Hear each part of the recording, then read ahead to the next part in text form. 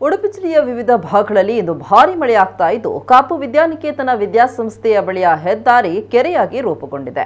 ಇದರಿಂದಾಗಿ ಸಾರ್ವಜನಿಕರು ಸಮಸ್ಯೆ ಅನುಭವಿಸುವಂತಾಗಿದೆ. ರಾಷ್ಟ್ರೀಯ ಹೆದ್ದಾರಿಯ ಅವೈಜ್ಞಾನಿಕ ಕಾಮಗಾರಿಯಿಂದಾಗಿ ಇಲ್ಲಿ ನಿರಂತರವಾಗಿ ಸಮಸ್ಯೆ ಉಂಟಾಗಿದೆ. ಪಕ್ಕದ ಬಸ್ ತಂಗುದಾಣದಲ್ಲಿ ಬಸ್ಸಿಗಾಗಿ ಕಾಯುವ ಸಾರ್ವಜನಿಕರಿಗೆ ಹಾಗೂ ವಿದ್ಯಾರ್ಥಿಗಳಿಗೆ ವಾಹನಗಳು ಈ ರಸ್ತೆಯಿಂದಾಗಿ ಮುಂದೆ ಸಾಗುವಾಗ ಮಳೆಯ ಕೆಸರು ನೀರನ್ನು ಎರಚಿ ಮುಂದೆ ಸಾಗ್ತವೆ. ಇಲ್ಲಿನ ಸಮಸ್ಯೆಗಳ ಕುರಿತು ಸಾರ್ವಜನಿಕರಿಂದ ದೂರುಗಳು ಕೇಳಿ ಬರ್ತಾ ಇದ್ರು ಯಾವೊಬ್ಬ ಜನಪ್ರತಿನಿಧಿ ಕೂಡ ಸಹಿತ ಸಂಬಂಧಪಟ್ಟ ಅಧಿಕಾರಿಗಳು ಇತ್ತ ಗಮನ ಹರಿಸಿಲ್ಲ. ಕಣ್ಣಿದ್ದು ಕುರುಡರಂತೆ ವರ್ತನೆ ಮಾಡ್ತಾ ಇರುವ ಜನಪ್ರತಿನಿಧಿ ಹಾಗೂ ಅಧಿಕಾರಿಗಳ ವರ್ತನೆಯ ವಿರುದ್ಧ ಸಾರ್ವಜನಿಕ ವಲಯದಲ್ಲಿ ಭಾರಿ ಆಕ್ರೋಶ ವ್ಯಕ್ತವಾಗುತ್ತಿದೆ.